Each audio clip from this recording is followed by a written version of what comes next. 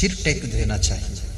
तो मैं एक बात आपको बता देता हूँ, इसमें बहुत से लोग हैं जिनको बहुत क्रोध आता है, लेकिन अपनी इज्जत बचाने के लिए कहते नहीं हैं, बड़े चतुर है, छिपा कर बैठे हैं, पर आता है, उनके घर के लोग जानते हैं और उनको आता है। अब आदत बन गई क्रोध करने की, तो उसके लिए उपाय बता देता हूँ। आज बताऊं कि कल बताऊं? बोलो, आज बताऊं कि अगले साल आऊं तब बताऊं? अरे 1 साल बीत जाएगा तो उसमें तब तक तो भस्म हो जाओगे। आज ही बता देता हूं, ठंडा हो जाए क्रोध। बहुत सरल उपाय है। क्रोध क्यों आता है? कोई व्यक्ति जब गलती करता है तब उसके ऊपर क्रोध आता है, तो वो तुम्हारी दृष्टि में गलती किया है पर खुद की दृष्टि में अच्छा किया है। दोनों में दृष्टि में फर्क है। वो कहता यही ठीक है, तुम कहते ये बिल्कुल गलत है, वहां पर तुम्हें क्रोध आएगा। लेकिन कभी कभी ऐसा होता वास्तव में गलत किया है और फिर भी वो सही सिद्ध कर रहा है, तब तुमको और ज्यादा क्रोध आएगा कि गलत भी करते हो, ऊपर से सिद्ध भी करते हो कि सही है ये। तो ऐसी स्थिति में क्या करना पड़ेगा? सिंपल सी बात है, छोटा सा फार्मूला है। आप संकल्प लीजिए कि हमारे घर में, परिवार में, कुटुंब में, दिनचर्या में कोई व्यक्ति जब गलती करेगा तो किसी एक व्यक्ति की गलती को 3 बार हम दिन भर में क्षमा करेंगे। 3 बार, और 3 बार से ज्यादा गलती कोई करता नहीं है। बहुत मूर्ख होगा तो कर सकता है उससे आगे, बाकी 3 बार में बहुत हो जाता है, इतना पर्याप्त है।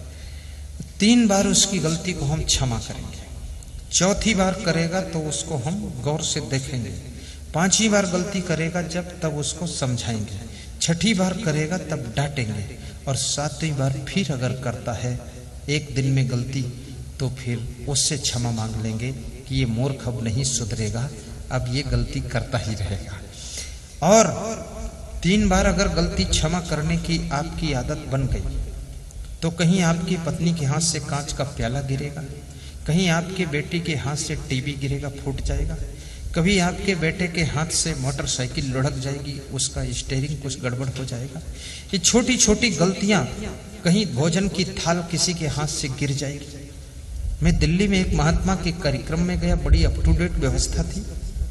तो किसी ने लोगों के लिए दूध मंगाया पीने के लिए, तो दूध लेकर आए, तो बोले जल्दी लाओ, तो दूध लेकर वो जल्दी आया। बोले और लाओ, जल्दी लाओ, तो दूसरा प्लेट भर के फिर लाए 5-6 गिलास जल्दी। तो वो जल्दी आ रहे थे और दूसरा आदमी जल्दी लेने और जा रहा था, दोनों लड़ गए, तो सब गिलास गद्दे पर गिर गए, सब दूध लुढ़क गया। तो मैंने कहा चलो, जल्दी में और जल्दी हो गया, ठीक है। मैं तो चुप रहा, मैं मेहमान था, मेहमान को ज्यादा हरकत नहीं करना चाहिए, चुप रहना चाहिए। तो उन्होंने कहा कि जो यहाँ के महंत वो आएंगे, ये सब देखेंगे तो बहुत ज्यादा नाराज होंगे, भड़क जाएंगे। तो एक आदमी उसमें होशियार था, उसने कहा इस गद्दे को पूरा उठा लो और गायब कर दो, दूसरी जगह ले जाओ, और दूसरा नया गद्दा यहाँ बिछा दो, पता ना चले, फटाफट करो, दूध बाद को लो, पहले ये फाइनल करो। तो उस गद्दे को उठा ले गए लोग, दूसरा बिछाया। बोले ये चादर धो के सुखा के तैयार कर देना, नहीं काउंटिंग में कम पड़ जाएगा। सेटिंग बना ली, तब तक वो बड़े महाराज आ गए। तो बड़े महाराज ने कहा ये गद्दे की चादर हरे रंग की थी, लाल रंग की कैसे हो गई? उसको बड़ा ध्यान था। तो किसी ने कहा कि चादर का रंग मैच नहीं करता था, इसलिए चेंज कर दिया। झूठ भी बोला डर के मारे।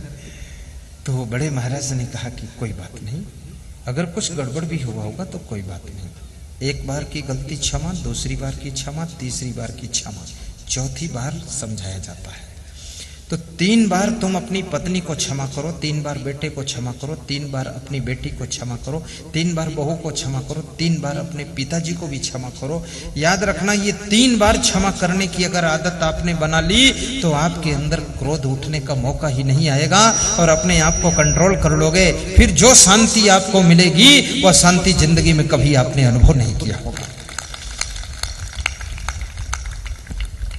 क्षमा बड़न को चाहिए, छोटन को उत्पात।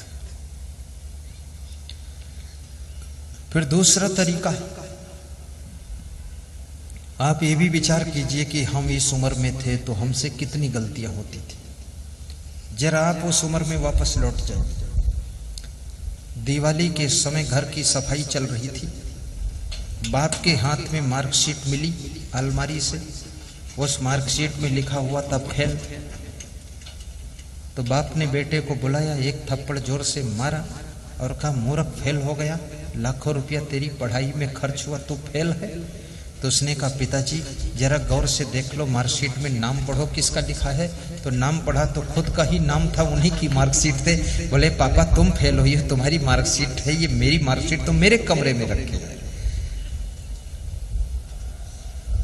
खुद की गलतियों को भी देखो कि हमारी क्या क्या गलतियां इस उम्र में हुई, हम कहां कहां चूक गए हैं। उसी हिसाब से दूसरों को भी क्षमा कीजिए, और क्षमा करने वाले व्यक्ति को स्वर्ग से ऊंचे स्थान की प्राप्ति होती है। प्रभोस्य क्षमया युक्तो दरिद्रस्य प्रदानवान द विमो पुरुषो राजन स्वर्गस्य परितिष्ठता।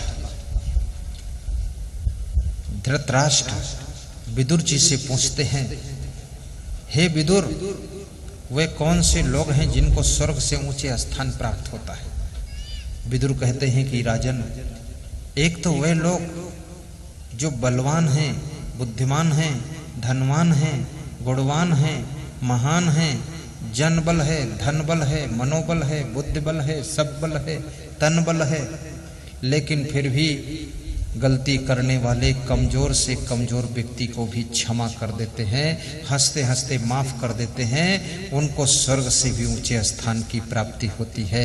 इसलिए याद रखना भाइयों बहनों, क्षमा का गुण आप में विकसित होना चाहिए, उससे आपकी जिंदगी ही स्वर्ग बन जाएगी। मरने के बाद तो किसी को स्वर्ग नरक मिलता नहीं।